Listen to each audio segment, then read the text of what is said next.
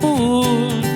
Ilê, aiê, quilombo dos Palmares. É o Circuito Coopermusp de Literatura e Música 2020, uma edição online. Como todos sabem, estamos numa pandemia, né? E ainda não temos previsão de quando sairemos. Hoje estamos recebendo aqui o grande Marvin, cantor, com muita história para contar, vai conversar com a gente aqui várias coisas, vários assuntos. E temos o grande, o queridíssimo, talentosíssimo Zé Sarmento, escritor José Sarmento, Campo Limpo, periferia de São Paulo, muita história para contar também. E convido vocês a ficarem com a gente nessa tardezinha aqui, né? Para a gente curtir, falar muito, bater muito papo e vamos nos divertir um pouco. Mas antes eu queria, para começar, eu quero ler algo aqui que eu fiz no começo da pandemia. E eu escrevi um textinho, Marvin e Sarmento, chamado Perdidos no Espaço. O Covid-19 veio nos dar uma grande lição. A lição de que ainda não sabemos de nada. Estamos todos girando no espaço, dentro de uma bola de terra, ferro e água. Ainda buscamos as respostas para as 3 questões que nos afligem desde os primórdios. De onde viemos, se estamos sozinhos no universo e para onde vamos. Uma lição aprendemos nos últimos tempos. Certamente, não estamos sozinhos no universo. Estamos todos perdidos no espaço. Sejam bem-vindos. Bem-vindo, Marvin. Bem-vindo, Sarmento. Obrigado, obrigado. Então aí, vamos lá, Marvin. Na verdade não é Marvin, o nome é Renato. Os meus amigos da minha adolescência, todos me chamam de Renato.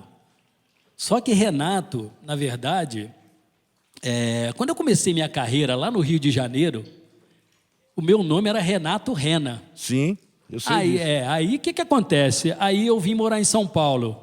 Eu vim para São Paulo para gravar um disco na antiga gravadora Copacabana Discos, que acabou não dando certo, e eu acabei ficando por aqui.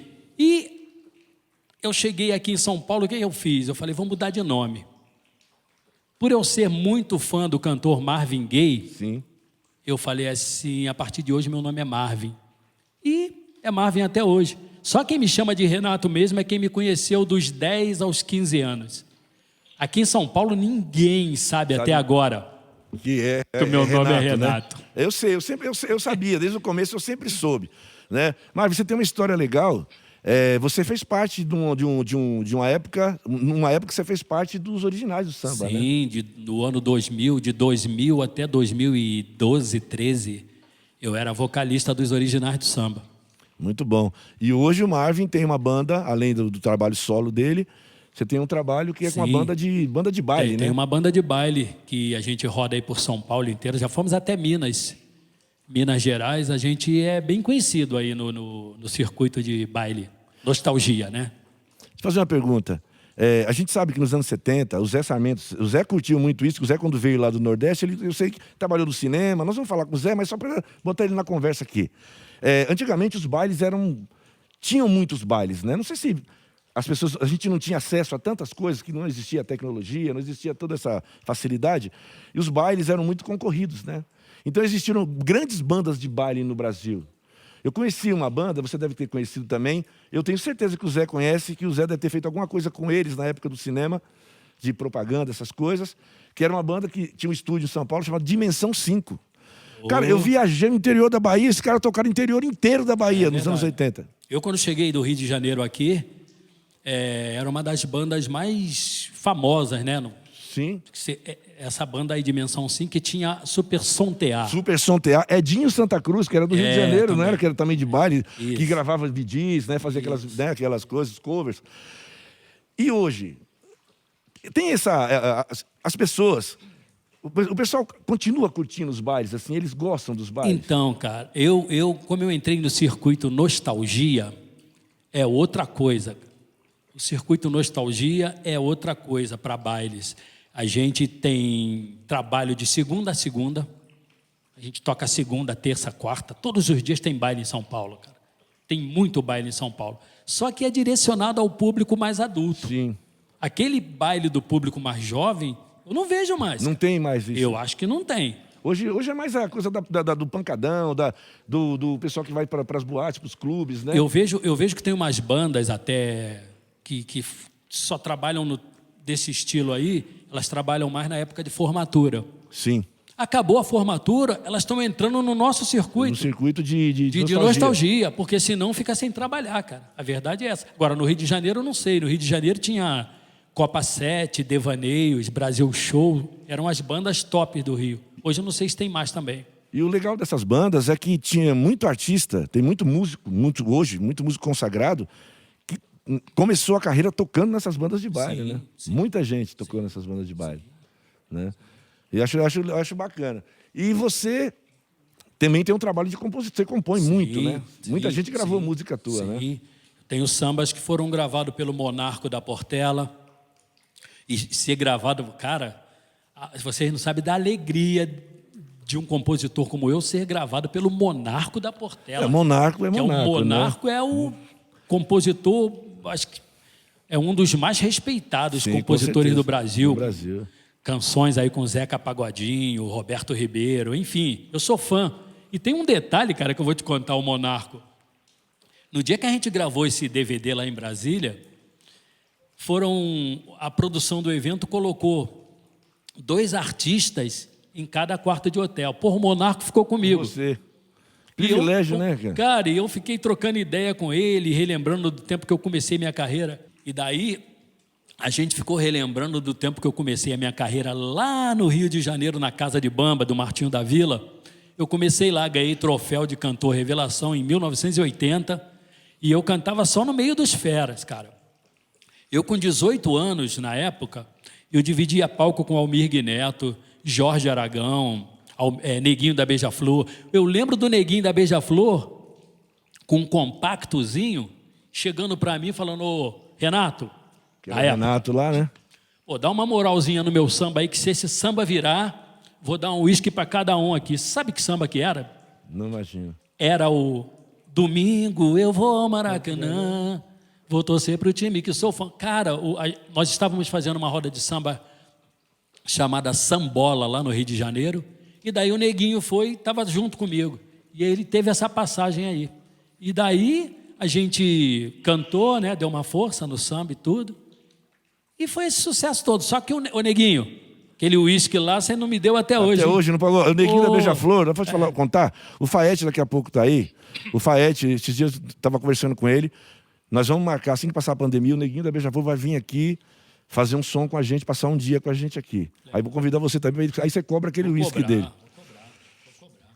Então, aí é assim minha carreira. Começou lá no Rio de Janeiro, né? Começou no Rio de Janeiro.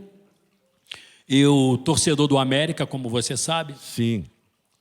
Tive o privilégio de, com 18, 19 anos, ir cantar na roda de samba do América. Cara, queria até fazer um agradecimento aqui eterno para o meu amigo lá do Rio de Janeiro, Marcos Moran, que foi o cara que me levou. É meu irmãozinho. Sei que ele está meio triste comigo, mas ele é meu irmãozinho. Marcos Moran, eu serei grato eternamente. Foi o cara que me pegou pela mão assim, cara. Cara, onde eu for, você vai. E ele me levava. Ô, Marvin, você falou um negócio agora, você falou uma palavra aí, uma palavra que é muito significativa, principalmente nos tempos atuais. Você falou em gratidão. Você está falando que está agradecendo uma pessoa. Você acha que tem muita ingratidão na música, no meio musical? Só tem, cara. Cara, eu sou parceiro de um compositor, tá? Tô contando isso aqui, eu acho que eu nunca contei, cara. Eu sou parceiro de um compositor que ele é milionário hoje. Ele é o compositor mais gravado do meio sertanejo, que é o César Augusto. César Augusto, para quem não sabe, é produtor do Bruno e Marrone, Zezé de Camargo, Leonardo e os outros aí que eu não lembro agora. Esse cara tem sucesso com tudo que é cantor do sertanejo. Cara, eu fui procurar esse cara vivia na minha casa. Ele vivia na minha casa, quando morava aqui na Chácara Santo Antônio. Esse cara vivia na minha casa, esse cara era amigo meu, de uma cantora, que eu não vou dizer o nome aqui, porque não interessa. E ele vivia na minha casa, daí a gente até compôs essas 2 músicas em parceria. Cara, eu fui procurar esse cara, agora há pouco tempo, que eu queria regravar uma música nossa. Perfeito, sim. Queria regravar uma música nossa, eu fui procurar. Cheguei lá no estúdio, primeira coisa que fizeram, não deixaram nem eu entrar. E detalhe, hein? Eu como vocalista do Originais de Samba. Cheguei no estúdio e falei, eu sou o Marvin, vocalista do Original do Samba, queria falar com o César Augusto. Cara, o cara não me recebeu, o cara simplesmente mandou uma pessoa perguntar o que eu queria, que depois a pessoa ia passar para ele. Cara, fiquei muito triste com essa passagem aí, cara. Eu falo isso porque a gente tem na vida, as pessoas, a palavra gratidão, ela é uma palavra que as pessoas não entendem o significado verdadeiro da palavra. Elas não colocam ela no vocabulário diário delas. Porque gratidão tem que estar no interior. Sim. Ela não é a palavra da boca para fora, é a palavra da boca para dentro. Você não né? tem uma obrigação de ser E eu acho que a gente, hoje nós temos uma sociedade que a gente não agradece, a gente só pede. Né? As pessoas não agradecem, as pessoas apenas pedem. Né? Pô, eu preciso disso, preciso daquilo. A gente vê aqui no nosso cotidiano, no trabalho que a gente faz aqui, tem muita gente, a gente não cobra nada das pessoas, as pessoas não nos devem nada, está tudo tranquilo. Mas tem algumas pessoas que a gente gostaria que elas dissessem, valeu, gente, muito obrigado. Porque às vezes o muito obrigado, ele não vai pagar o seu jantar, o seu almoço. Mas o muito obrigado é um afago no coração. Verdade, né? verdade. Eu sempre que eu posso, eu agradeço as pessoas que me deram uma moralzinha lá no início da minha carreira. Cara, uma outra coisa que aconteceu comigo que eu tenho que contar para vocês. Eu acho que o Brasil inteiro conhece o samba bumbum, paticumbum pro gurundu. Sim, sim. O Brasil todo conhece. Se eu contar para vocês que o Beto Sem Braço, compositor também consagrado do samba, ele era amigo da minha mãe, que era uma sambista, e meu amigo também particular. O Beto Sem Braço, cara, pela alma da minha mãe, cara, ele foi na minha casa, chegou na minha casa e falou, Renatinho, vim aqui te pedir um favor, cara. Eu falo, Beto, porra, cara, como é que você descobriu onde eu morava? Ele, não, tua mãe que me deu o endereço. Ele chegou na minha casa e falou assim, cara, queria te pedir uma moralzinha. Estou com um samba no Império Serrano, estou disputando um samba no Império Serrano. Eu queria muito que você fosse lá me ajudar para cantar esse samba. Cara, eu simplesmente falei para o Beto, pô, Beto, eu sou contratado de uma casa aqui. Não posso ir lá. Não vou poder ir, cara. Isso ele antes de ganhar o samba. Sim. Não posso ir, cara, pô, mas te desejo toda a sorte do mundo. Ele, não, tranquilo, Renato, tranquilo. Aí ele chega para mim e fala assim, cara, ouvi dizer que o Quinzinho mora aqui também, cara. Eu falei assim, cara, o Quinzinho, se eu não me engano, mora ali do lado, no meu condomínio, prédio do lado. Cara, ele foi na casa do Quinzinho, ele ganhou o samba e o Quinzinho gravou esse samba, cara. E ele tinha falado... Antes do Quinzinho, ele foi pedir para eu ajudar ele na quadra. Para quem não sabe do que o Marvin está falando, essa música é o samba enredo do Império Serrano de 1981. 81 ou 82? Eu não lembro o ano. Acho que é 82, se eu não me engano. Não lembro o ano, eu não lembro. Se chama Bumbum Paticumbum pro Gurundum. Foi a música que revolucionou os desfiles de carnaval no Brasil. O carnaval mudou, tomou um outro nível. A partir desse samba. Porque o samba, por ser um samba maravilhoso, é um protesto sensacional contra toda aquela coisa que a gente vê hoje, infelizmente, a monetização do carnaval. Né? E ele já fazia essa crítica lá. E talvez seja um dos sambas mais bonitos e mais importantes da história do samba brasileiro. Muito bonito. Aí eu fui... Aí passou, né? Vim morar em São Paulo, cara. Aí um dia eu voltei no Rio de Janeiro para visitar minha mãe. E minha mãe falou assim, meu filho, teu amigo está no Império Serrano hoje, ganhando o troféu de sucessor de Silas de Oliveira. Cara, Silas de Oliveira no samba, quem não conhece, precisa conhecer a história desse cara, né? Vejam essa maravilha de cenário. Clássico. Bom, enfim... Aí minha mãe falou assim, o Beto Sem Braço está ganhando um troféu lá no Império Serrano de sucessor de Silas de Oliveira.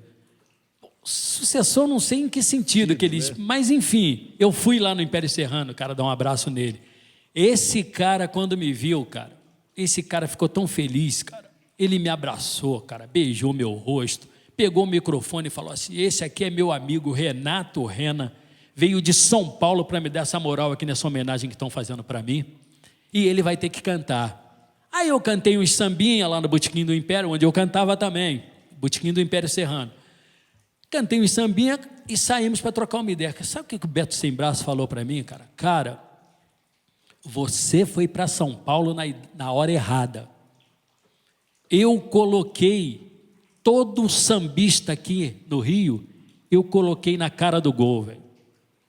Aí ele começou a falar, né, cara? Começou a falar para mim.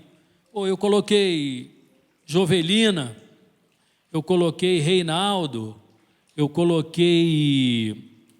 é uma moça lá do Rio, Elaine Machado, Pedrinho da Flor, Almig Neto. Sim, teve muita gente. O Beto Sem Braço, Ele colocou um monte de gente que vocês conhecem hoje aí como sambista. Muitos foi o Beto Sem Braço que levou para a RGE, a gravadora. E ele falou, cara, se você estivesse aqui, você estava no meio dessa galera aí. Então, aproveitando esse gancho, porque nós estamos aqui nesse circuito, a gente fala de literatura e música, né? E a gente sabe que hoje, né, depois que o Bob Dylan ganhou um prêmio Nobel de literatura, as pessoas começaram a entender que a música, a letra de música também ela é literatura, né? Tem obras maravilhosas, letras espetaculares, que são... Você faz filme com elas, você faz o teatro... Aprende muito, né? História e tal. Eu queria saber assim, o que você lê? Que tipo de leitura você gosta que te inspira a escrever, a compor? Bom, na verdade é assim, eu sou igual o Tim Maia. Eu não tenho o hábito de ler. Sou igual não. O Tim Maia dizia que ele não tinha o hábito de ler. Eu me inspiro nos compositores. Cara, eu aprendi uma coisa. Música, você sempre se espelha em alguém. Não adianta, cara.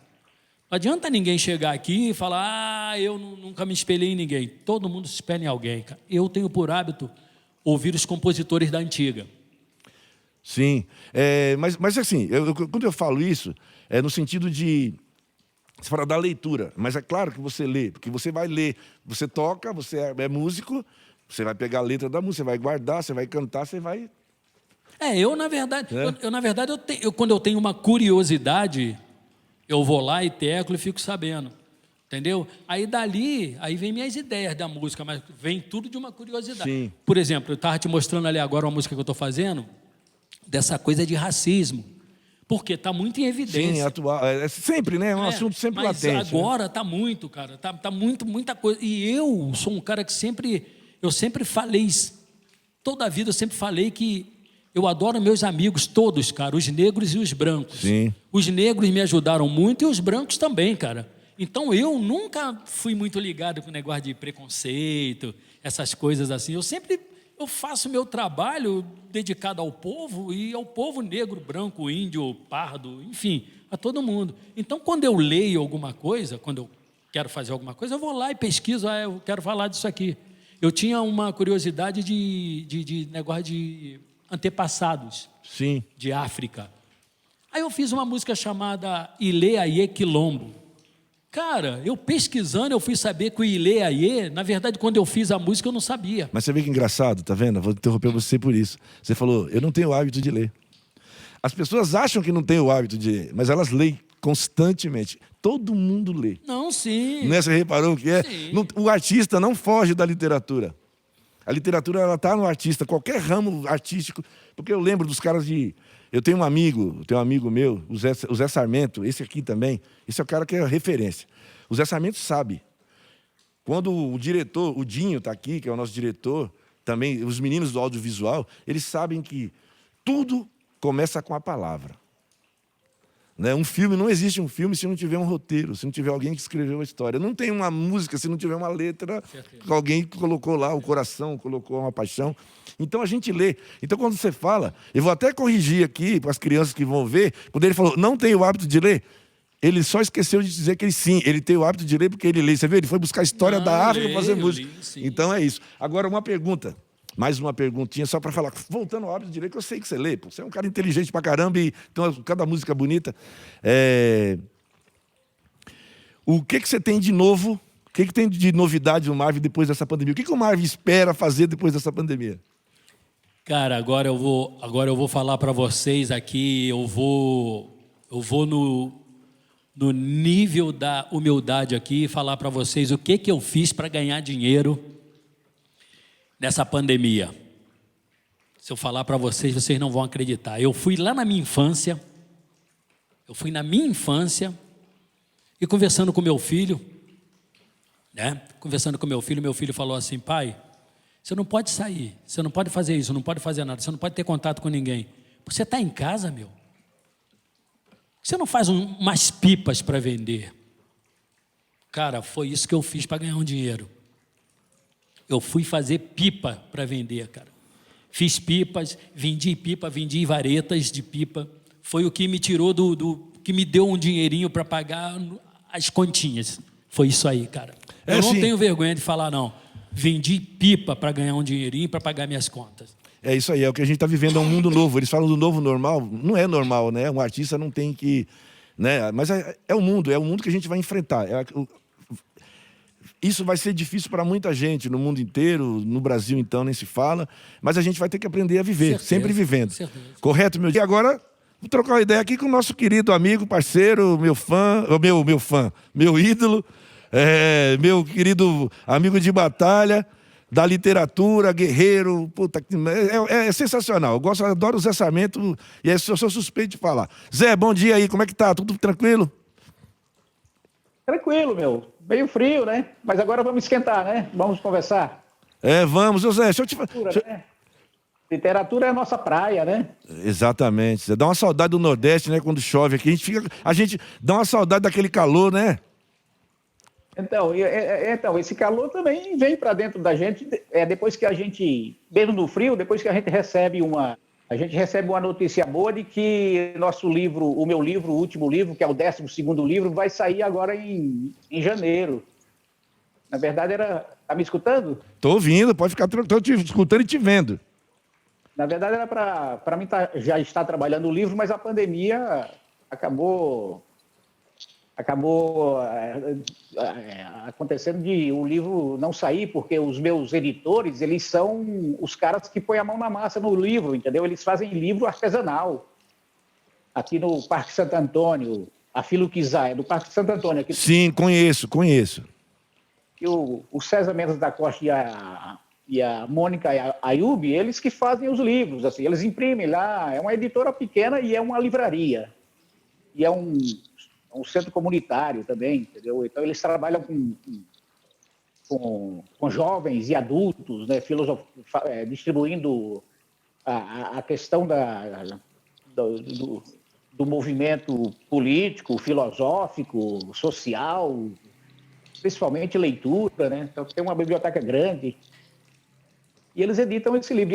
E eu optei por eles, porque eles são periféricos e o livro é de um autor periférico, e eles trabalham, de certo modo, o livro muito melhor do que qualquer editora depois da ponte. Entendeu? Os caras não nos dão muita atenção.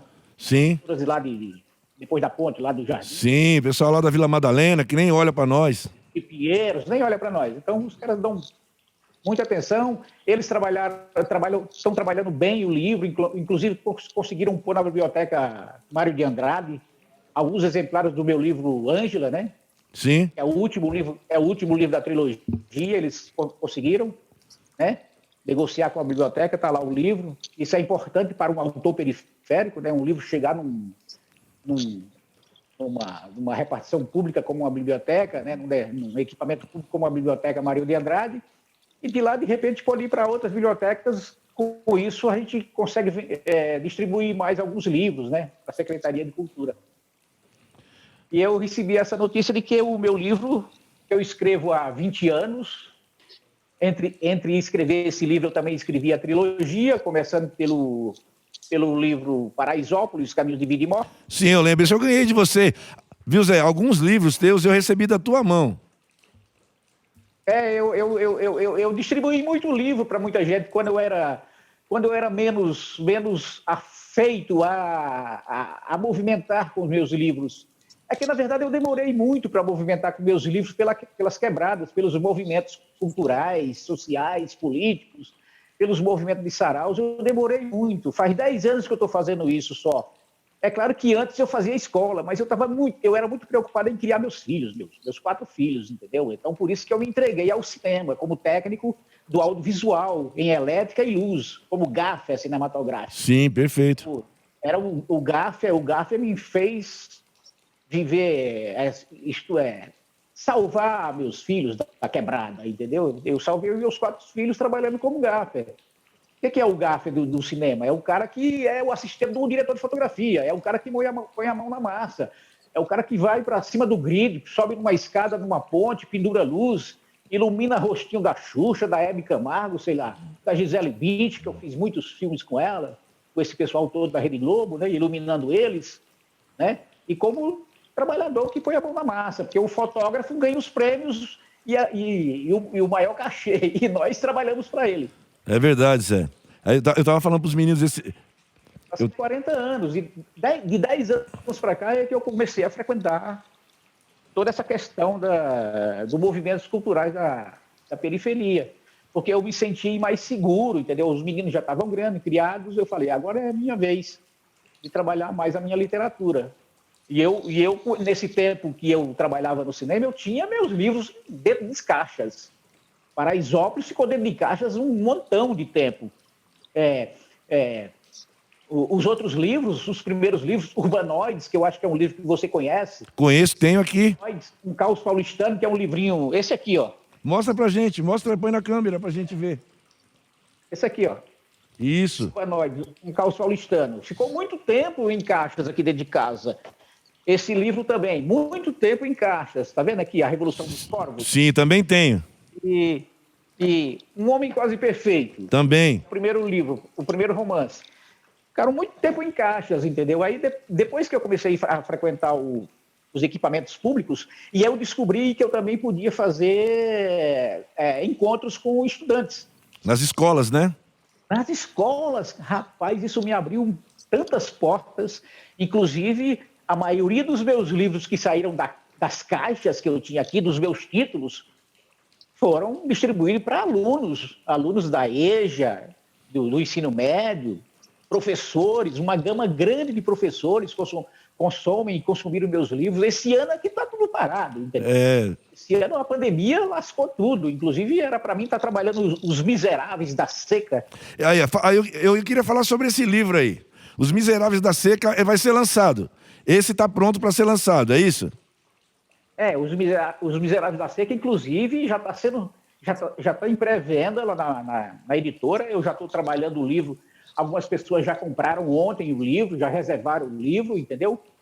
O livro vai custar R$40, que é lançamento. É um livro grande, é um romance enorme, de 320 páginas, né? Que completa a tetralogia. Eu escrevi uma trilogia, com esse livro eu estou fechando a tetralogia, que eu falo da migração, né? Dos pau de arara que vieram para São Paulo e fizeram essa grande periferia que a gente conhece, né? Perfeito. Velho, Capão Redondo, Campo Limpo, tudo isso nasceu dessa migração toda a partir do pós-guerra para São Paulo. E para isso, eu tive que aprender a pesquisar e estudar história. Você entendeu, Marcão? Entendi. Em meio a essa questão de eu escrever, eu era um cara muito, muito preocupado, porque eu já tinha aparecido na Folha de São Paulo. Uma matéria, eu me lembro dessa matéria. São Paulo, ó, Folha de São Paulo, ó, em 2000. Com o Rubens Paiva, não foi, inclusive? Autor de 4 livros permanece inédito em vendas. Foi o Marcelo Rubens Paiva. Isso. Uma folha inteira, sabe? Página inteira da Folha de São Paulo comigo. Ó, tá vendo? Isso no ano 2000. Aí, depois dessa matéria, eu tentei ser escritor, poeta. Vou viver de literatura. O Zé Sarmento agora é escritor. Apareceu na Folha de São Paulo. Uma página inteira.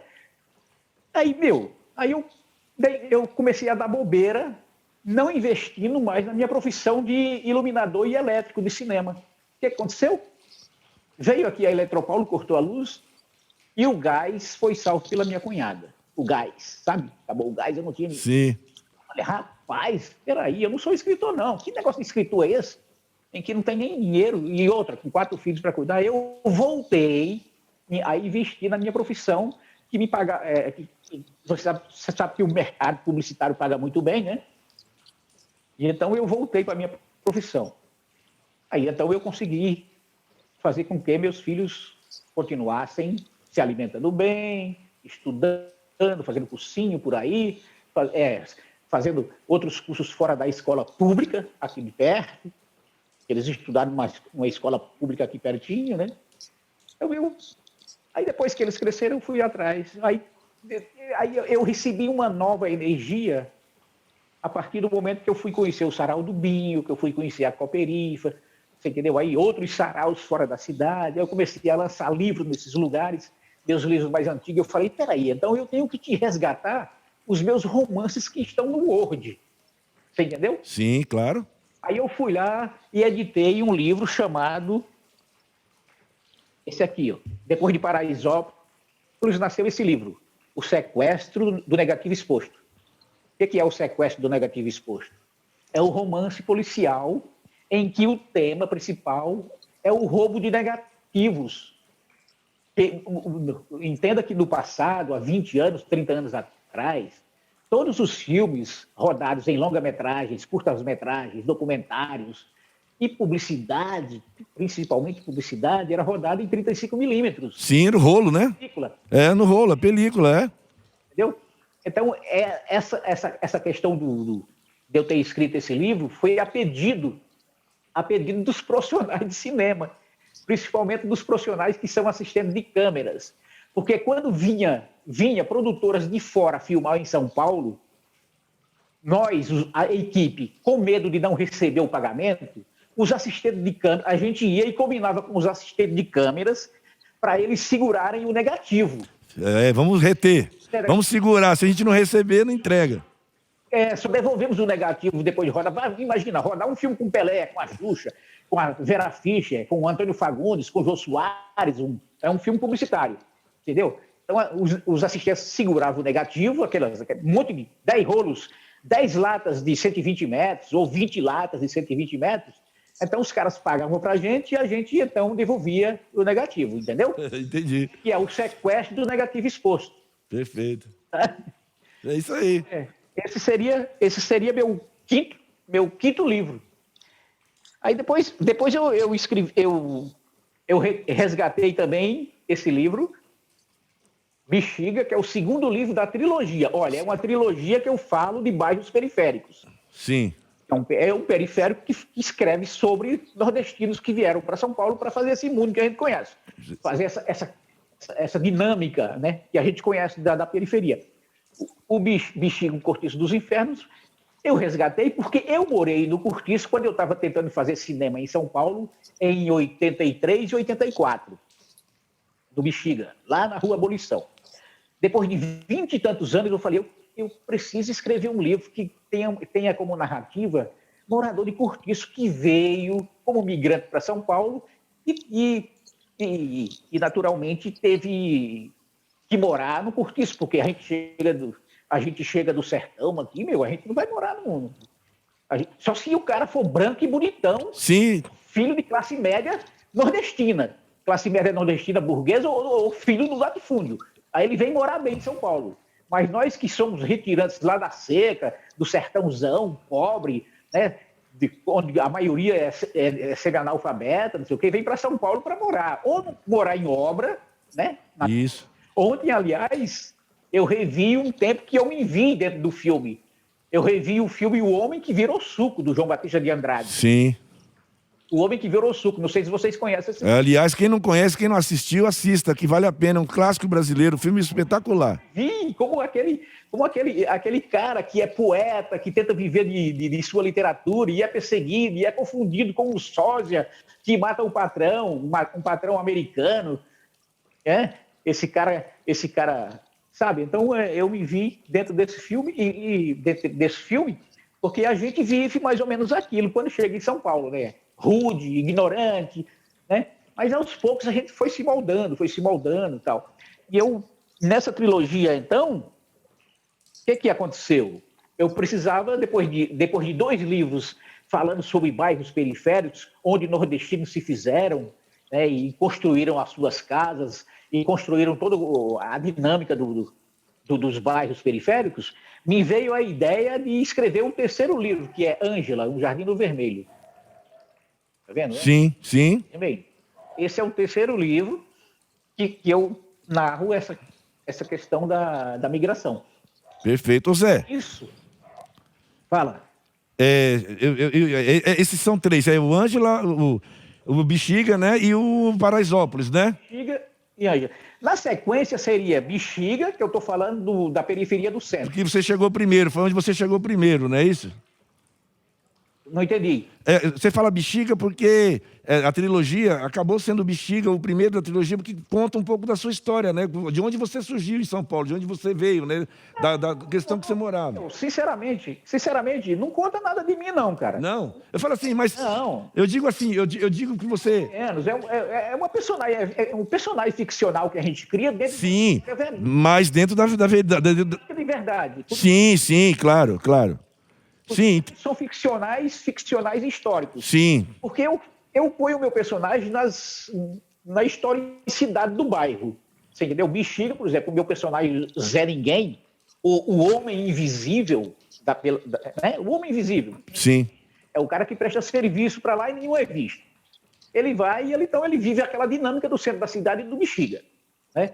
A mesma coisa é o Jorjão da Silva dentro de Paraisópolis. É um cara que eu criei ele como um dos primeiros ocupantes, uma das lideranças para ocupar Paraisópolis. Terrenos que estavam à disposição do latifúndio, né, especulativo para construir prédios e etc. E aqueles terrenos estavam lá, como chácara de japonês, chácara de, sabe? Produzir durinhas aqui, alface acolá, não sei o quê. Aí os nordestinos, naquele momento de 1970, com o desemprego e a inflação altíssima, falaram assim, rapaz, vamos ocupar essa gleba. Aí o Jorjão da Silva lidera essa ocupação de Paraisópolis, sabe? Ocupando Paraisópolis, vem a justiça e tenta tirar os moradores de Paraisópolis, porque os seus donos que compraram os terrenos da Fazenda Morumbi, eles moravam no interior. Perfeito. Compraram os terrenos da Fazenda Morumbi e deixaram os terrenos lá. Aí a população nordestinesca, migrantes, retirantes, falaram assim, peraí, eu estou morando aqui, não estou conseguindo pagar meu aluguel. Perdi o emprego. Vamos ocupar aquela gleba. O João da Silva lidera. É o meu personagem, né, de Paraisópolis. Não, legal, Zé.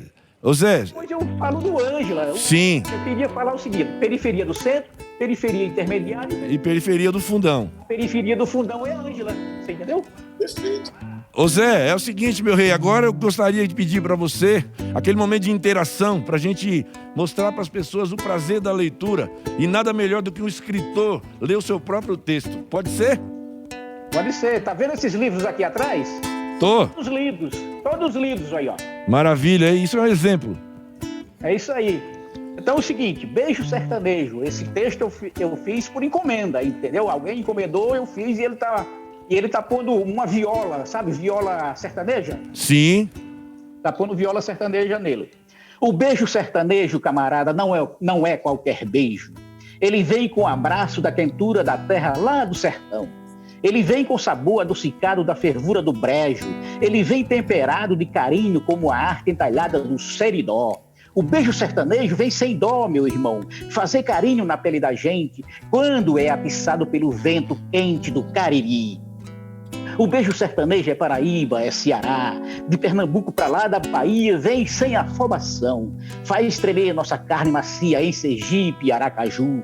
No Rio Grande do Norte, é mote um beijo roubado no escondido do tempo. Lá pro lado do Maranhão, mão buliçosa faz carinho na pele da gente antes do beijo ardente. No Piauí, e daí? Eita, povo pra saber beijar sem reclamação de estimação.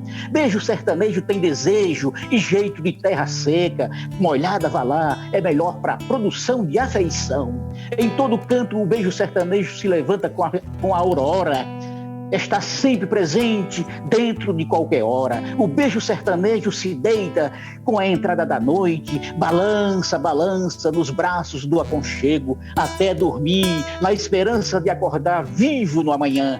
E sair beijando a terra, que espera sempre chuva para entrar em novo cio. Beijo sertanejo. Quer um beijinho sertanejo aí? Aí, Zé! Maravilha, garoto! É isso aí. Agora nós então, vamos... Agora nós vamos ouvir o Marvin. O Marvin vai fazer mais uma canção para nós agora. Para encher de alegria, encher de música o nosso sabadão chuvoso, né? Tocar uma música de minha autoria aqui.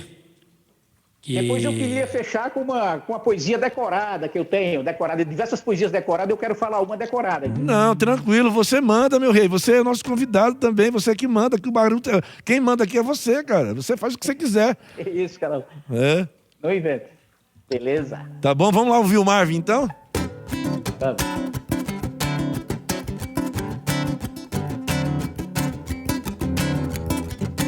Deixa disso, para com isso, eu não quero compromisso. Deixa disso, para com isso, eu não quero me amarrar. Gosto de sambar a noite inteira. Gosto de jogar meu futebol. Gosto de tomar minha cerveja. Gosto de tocar meu violão. Deixa disso, para com isso, eu não quero compromisso. Gosto de curtir a madrugada. Gosto de dar dois e viajar. Só não gosto de ficar em casa, esquentando a banda no sofá. Deixa disso, para com isso, eu não quero compromisso.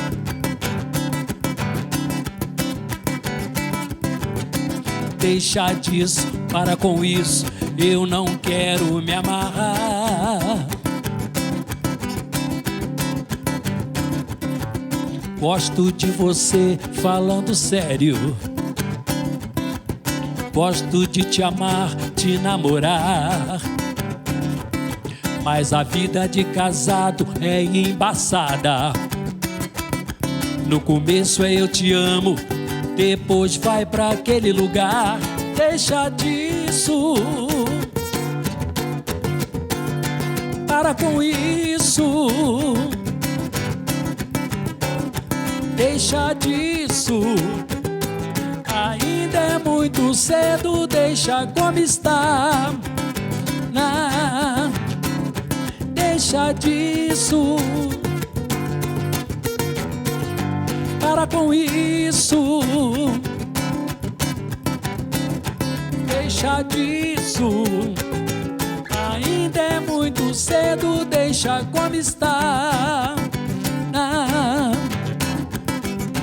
Deixa disso, para com isso, eu não quero compromisso. Deixa disso, para com isso, eu não quero me amarrar. Aê! Grande Marvin, e aí, Zé, tudo bem aí? Aê! Tá tranquilo, daqui a pouco aquela cerveja gelada, né, Zé? Para completar o dia. Zé, é o seguinte, eu quero falar uma coisa para você aqui. Você falou, eu te convidei mais uma vez, porque a gente está vivendo um tempo difícil, né? Talvez um dos tempos mais difíceis que a humanidade já passou, tudo fechado, as pessoas distantes sem se verem. A gente teve que abandonar os nossos velhos, largá-los aos quatro cantos.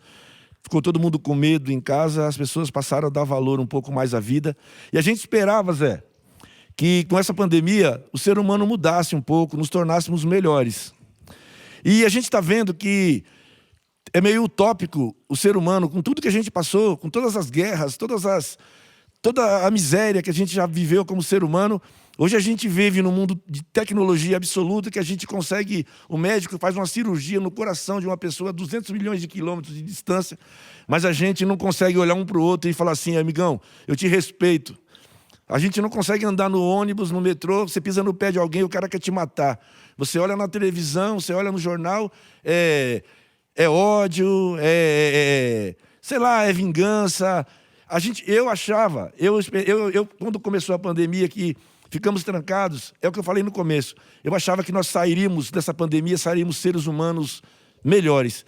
Eu queria saber, o que você acha disso, meu rei? É difícil lidar com o ser humano de hoje, entendeu? E as individualidades estão muito presentes em cada pessoa, né?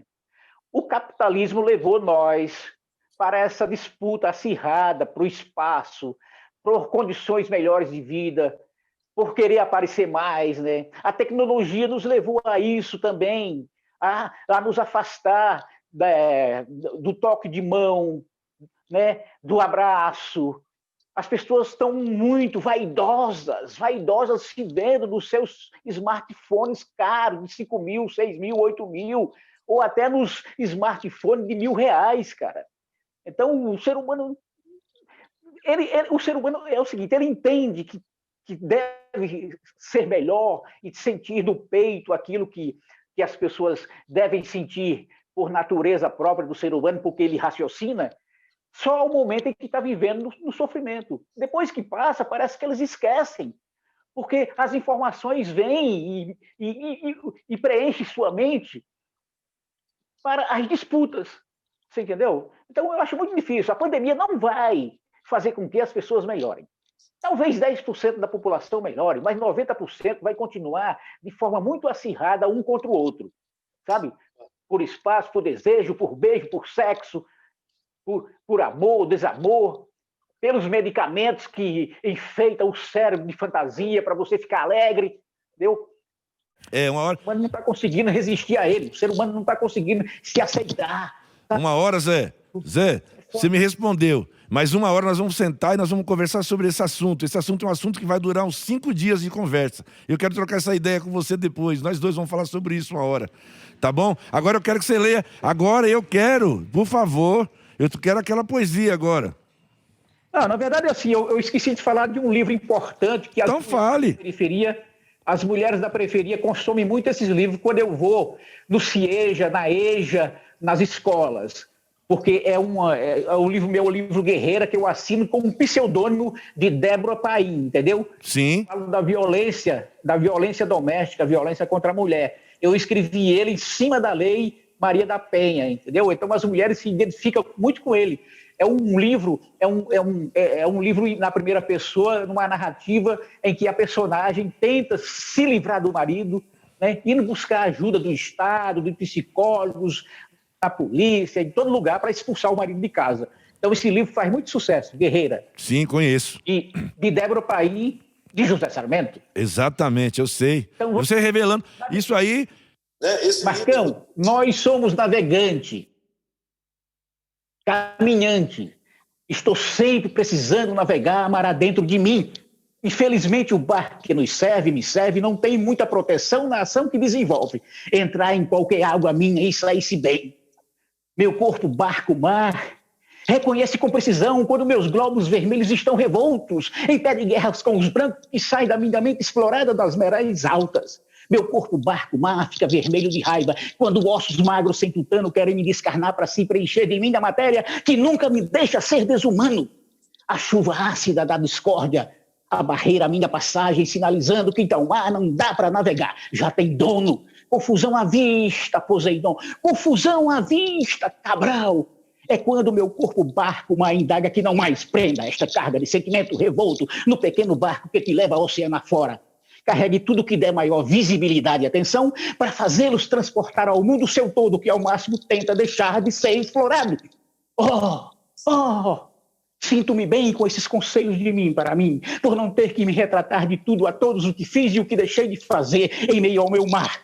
Nosso mar,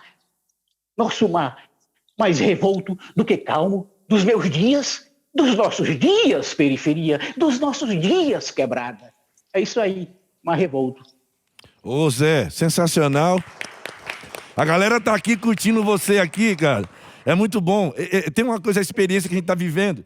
Zé, essa experiência que a gente tá vivendo dessa coisa online, daqui, nós estamos juntos, né? Estamos todos juntos, é engraçado, longe, mas juntos. Mas tem uma coisa que é legal. Mas meu, isso aqui eu falo, quando eu tô nos saraus, você sabe, não sei se você sabe, mas eu sou um ator frustrado. Você trabalha no cinema, né? Você mexeu com o cinema. Quando eu estou nos saraus, eu fico no meio do povo, olhando olho no olho e falando esses textos. Eu tenho um monte decorado, daria uma peça de teatro, entendeu? Sim. Mas aí nas escolas, no meio de 150 alunos, eu fico no meio deles, olhando para eles e falando isso, entendeu? Sim. Encara os professores, encara as diretoras falando poesia. É muito doido isso. Eu sei, mas eu quero falar uma coisa para você. Ó, eu vou te interromper, porque eu quero falar uma coisa muito importante para você, senão eu vou esquecer, porque como eu não tenho roteiro, não tenho nada, eu não escrevo nada, eu fico lembrando das coisas e eu tenho que falar. Então, por isso que eu falo com você.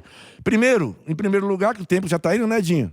Eu quero te agradecer muito de coração, estou muito feliz de você participar com a gente. Você foi uma das pessoas que a gente escolheu, porque assim, você é uma pessoa muito importante. Você é um escritor importante porque você escreve com amor, o seu texto é visceral. Você é verdadeiro. E você também tem muita coisa, você tem muito, além de escritor, você é professor, porque você ensina as pessoas com a sua literatura. Isso é raro, porque as pessoas às vezes leem para se entreter.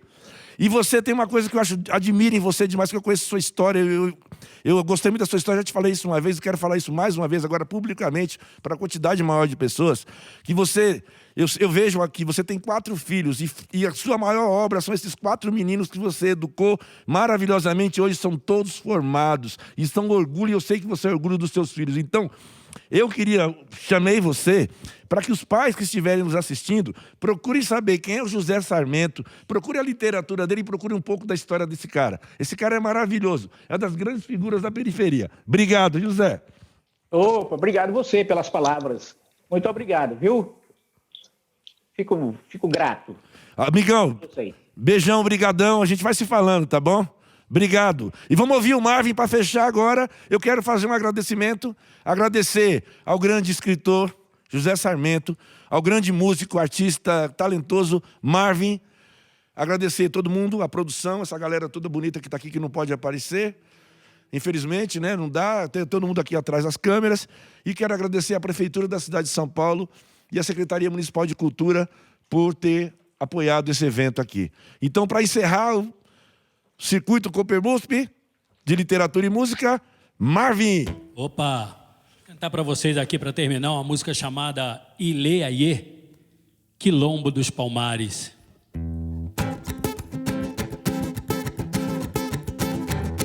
Ilê Aiê, Quilombo, Ilê Aiê, Quilombo dos Palmares.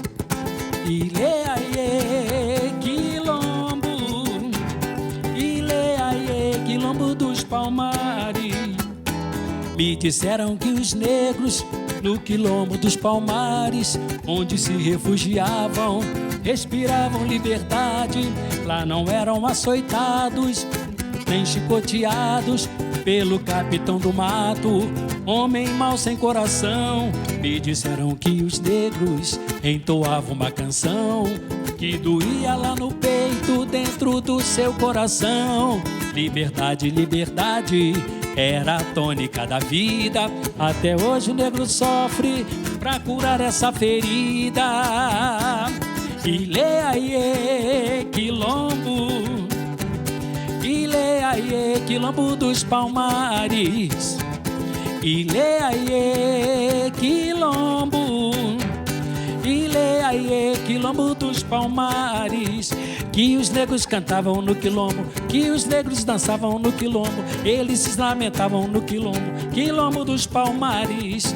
Que os negros cantavam no quilombo, que os negros dançavam no quilombo, que eles se lamentavam no quilombo, Quilombo dos Palmares. Ilê, Ilê Aiê, Quilombo, Ilê Aiê, Quilombo dos Palmares. Ilê Aiê, Quilombo, Ilê Aiê, Quilombo dos Palmares.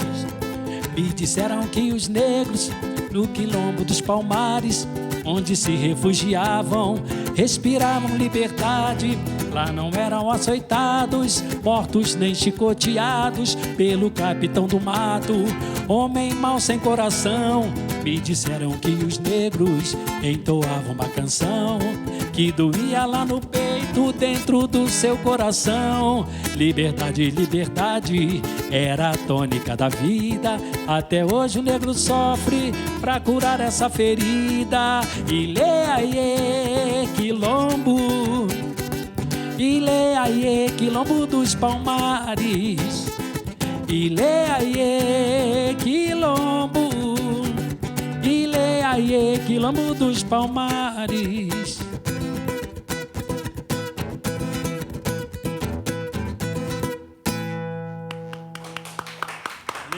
É isso aí. Valeu, patrão. Até hoje o negro sofre pra curar essa ferida. Ilê, aiê, quilombo. Ilê, aiê, quilombo dos Palmares. Ilê, aiê, quilombo. Ilê, aiê, quilombo dos Palmares. Que os negros cantavam no quilombo, que os negros dançavam no quilombo, eles se lamentavam no quilombo, quilombo dos Palmares. Que os negros cantavam no quilombo, que os negros dançavam no quilombo, que eles se lamentavam no quilombo, quilombo dos Palmares. Ilê, ilê, aiê.